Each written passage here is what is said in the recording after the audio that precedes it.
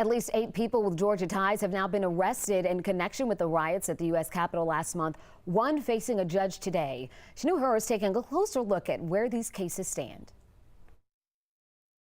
Federal authorities have arrested a total of 8 people with ties to Georgia in connection to the insurrection in Washington, D.C. last month. As of Wednesday, most of them are still in jail. These are the 8 people the federal government arrested, all with ties to Georgia.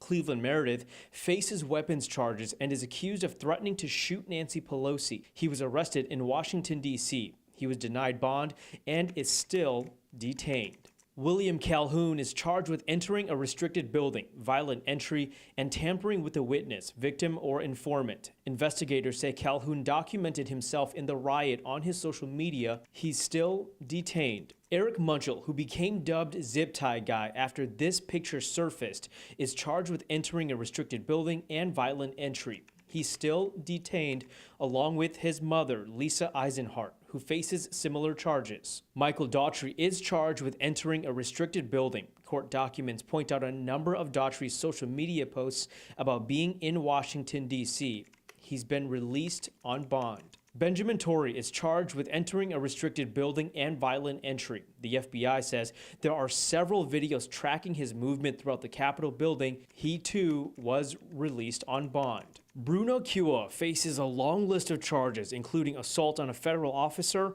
and court documents indicate he was seen on video shoving a Capitol police officer. Chris Stanton, Georgia, was charged with attempting to enter Capitol grounds, but shortly after he was charged and released, police say he committed suicide at his home.